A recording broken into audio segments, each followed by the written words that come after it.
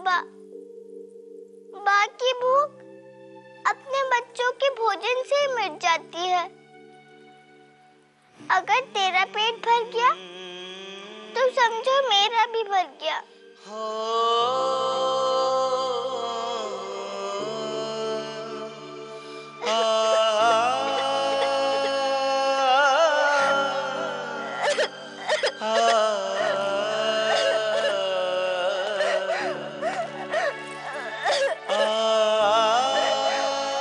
माफ कर दिया।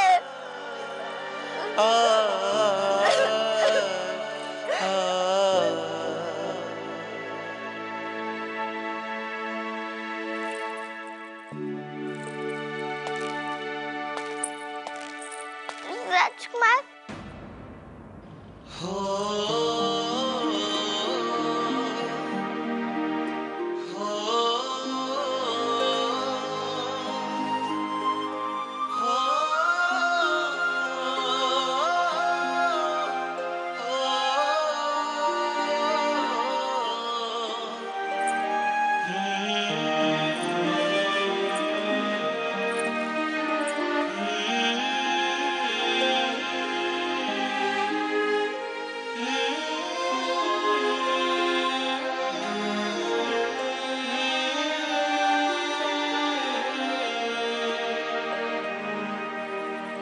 आप आए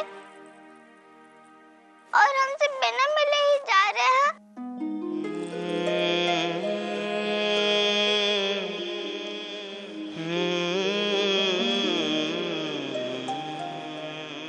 आप अपनी बात से बातें कर रही थी, बीच में टोकना अच्छा नहीं लगा। हम तो बस जा ही रहे थे।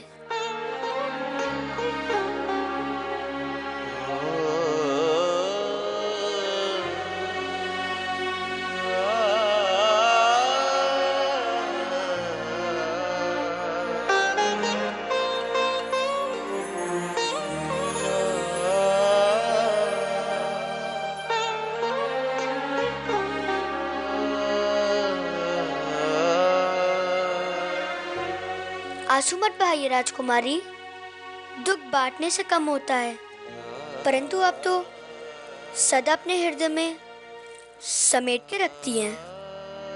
हम आपका दुख कम तो नहीं कर सकते, परंतु बांट अवश्य सकते हैं। इस पूरे संसार में बाकी की कमी कोई पूरी नहीं कर सकता, और बाकी आंचल में तो स्वर्ग होता है ना।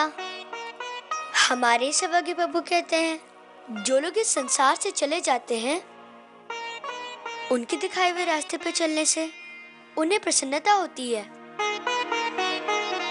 और यदि आप उनके लिए अपने आंसू बहाएंगी तो उन्हें दुख पहुंचेगा।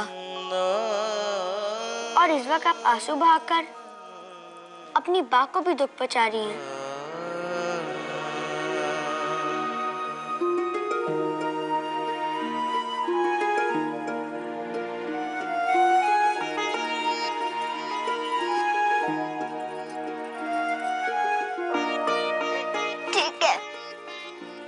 आज के बाद हम अपनी बात के लिए कभी आंसू नहीं बहाएंगे।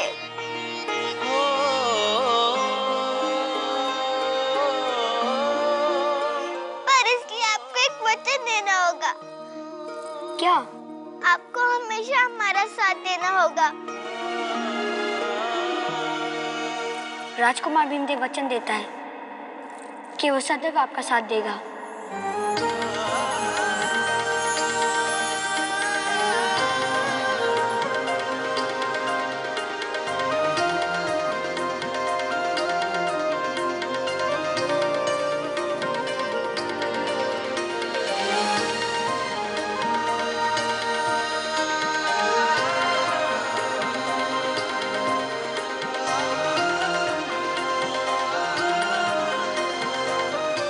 बस हम हर पल आपको इसी तरह प्रसन्न देखना चाहते हैं।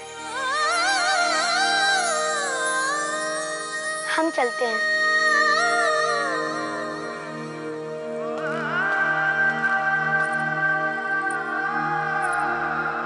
पा, राजकुमार भिंडे बहुत अच्छे हैं। हमारी शोभा भी बहुत अच्छी है।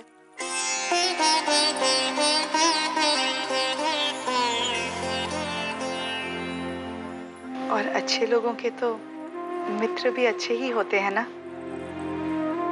रानी बा, और ये सब क्या है? आपके लिए भोजन लाई हूँ। भोजन? पर हमने तो व्रत पहले से ही तोड़ दिया। भोजन कर लिया, परंतु आपकी नई बात तो नहीं है यहाँ।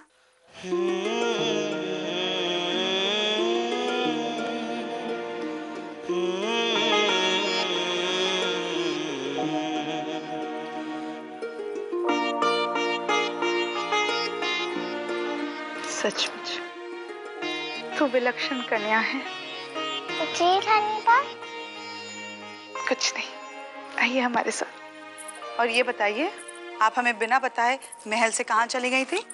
वो प्राणलाल की बात का पता चला तो उन्हें लेने चले गए, ताकि प्राणलाल उनके सामने सच सच बता दे। कल देखिएगा, वो महापंचायत में सब कुछ सच सच बता देगा। काश बता दे। क्या रानी बा? कुछ नहीं, आज हमारी प्यारी शोभा ने पूरे दिन का व्रत रखा है। चलिए अब जल्दी से अपनी रानी बा के हाथ से भोजन कर लीजिए। पर हमने तो बाकी पता है, हम आते ही समझ गए थे कि आपने दीदी के हाथों से प्रसाद छुआकर अपने व्रत को विराम दे दिया है, परंतु भोजन तो नहीं किया ना। अब आपको आपकी रानी बा का ध्यान नहीं है। नहीं रानी बा, आप भी हमारे सब कुछ हैं। आपके सिवा कोई है हमारा? ऐसे नहीं बोलते चागली, आपके लिए तो सब है बेटी, पूरा भरूच आपका है। परंतु हम आपसे बात नहीं करेंगे। आपने दीदी के हाथ का छुआ प्रसाद हमारे लिए नहीं रखा।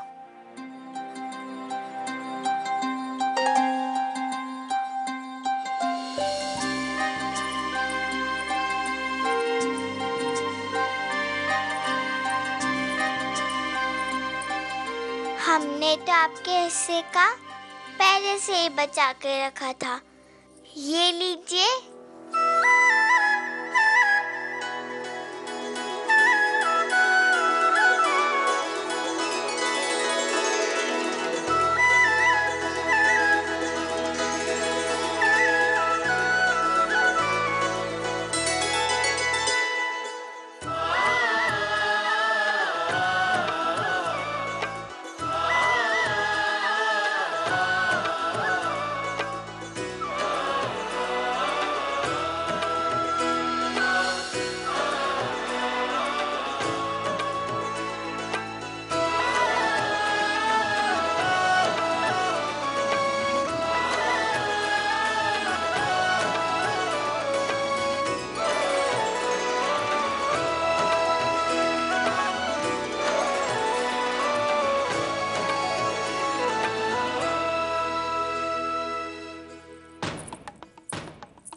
तुम्हारी इन्हीं बातों से हमें चिढ़ होती है।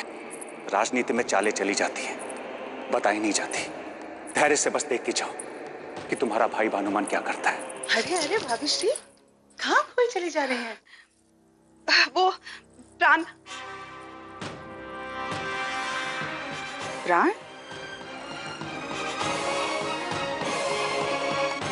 प्राणनाथ, मेरे प्राणनाथ। वो क्या है ना कि उन्हें मेरे बगैर नींद नहीं आती, तो मैं उनके ही पास जा रही थी। परंतु भाभी श्री, मोटा भाई का कक्ष तो उस तरफ है।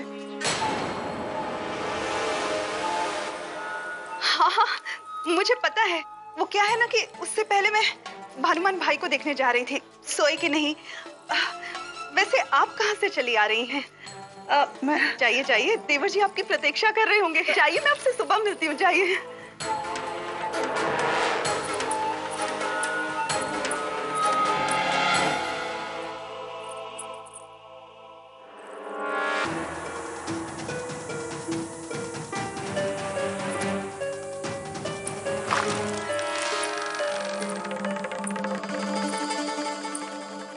भगवान, भानुमान तो यहाँ भी कहीं नहीं है। कहाँ गया? कहीं प्राणलाल के मुंह खोल देने के डर से मुझे छोड़कर भरूच से भाग तो नहीं गया? हाँ। हे भगवान, अब मेरा क्या होगा?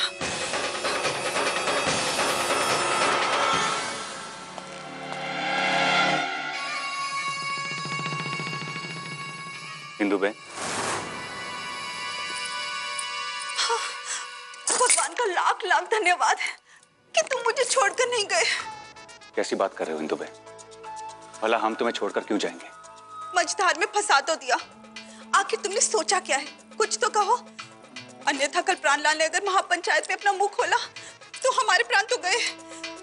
कुछ करो ना मेरे भाई, मेरे जीवन की डोर अब तुम्हारे हाथ में है। इंदु बहन, कल अभी दूर है, धैर्य रखो, धैर्य।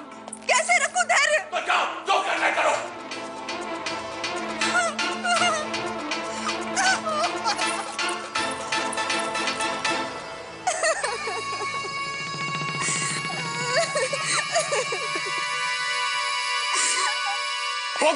हो गया, बहा लिया आंसू, मिल गए सांत्वना।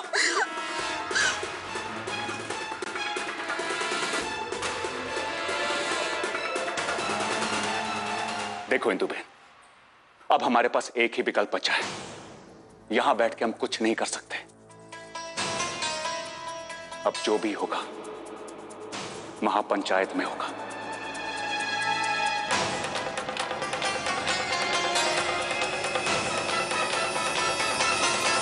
हमारे महाराज दद्दा चालुक्य चाहते हैं कि आज आप प्राणलाल के मुख से ही सारी सच्चाई सुन लें। प्राणलाल को लेकर आइए।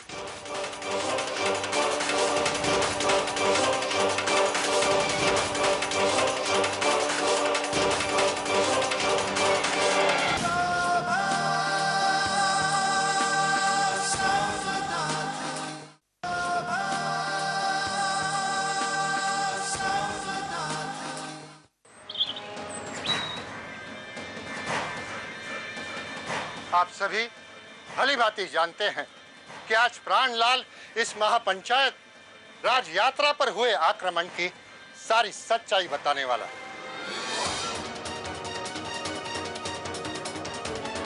ऐसा करने के लिए उसे हमारी राजकुमारी शोभा ने ही विवश किया।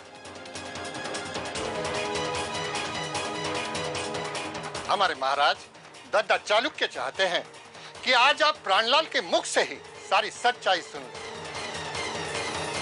प्राणलाल को लेकर आइए।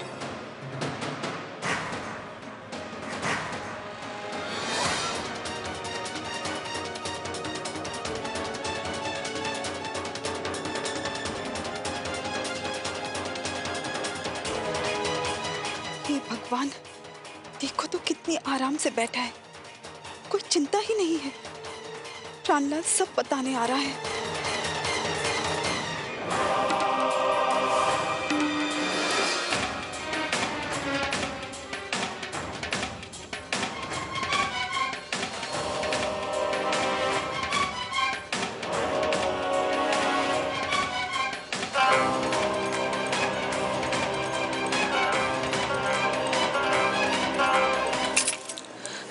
जाने दो भानुमान, आज तुमने अपना असली रंग दिखा ही दिया। हम जानते थे तुम यही करोगे। अब हमें अपने मान सम्मान की चिंता है। प्राणलाल सब कुछ बता देगा और हमें फांसी हो जाएगी। इंदु बहन, हमारा काम बिना फांसी के हमारे पक्ष में होने जा रहा है। बस चुपचाप देखती जाओ। तुम्हारे भाई भानुमान ने कूटनीति का ऐसा दांव खेला है जिसके सामने दद्दा चालुक्य और सम्राट वल्लभदेव भी हाथ मलते रह जाएंगे।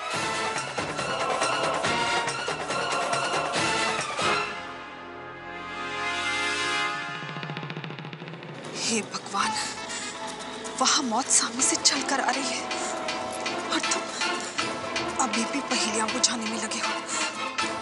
तुम्हें अपनी चिंता नहीं होगी, पर हमें अपनी चिंता है। देखो कैसे बगुले की तरह सिर झुकाए चला रहा है पापी। इसे अपनी महारानी गायत्री बहन के ऊपर प्रहार करते हुए जरा भी लज्जा नहीं आई।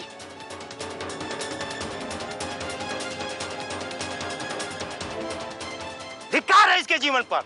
इसने सम्राट की राज यात्रा पर आक्रमण करके भरूच राज्य की नाक कटवा दी। महाराज दत्ता चालुक्य हमारे राजा नहीं भगवान हैं। उन पर आंख उठाने वाले को जीवित रहने का कोई अधिकार नहीं। हाँ, इस पाखंडी को जीवित रहने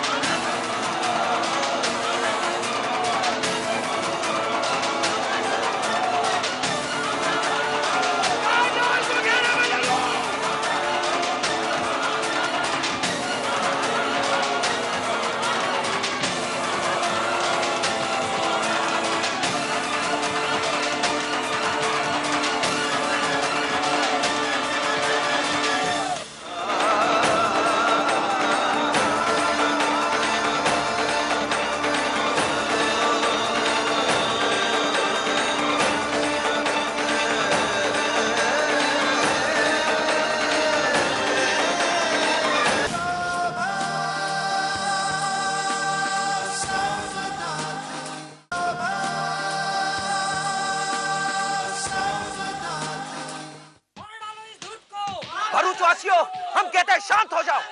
हम कहते हैं दूर हटो यहाँ से।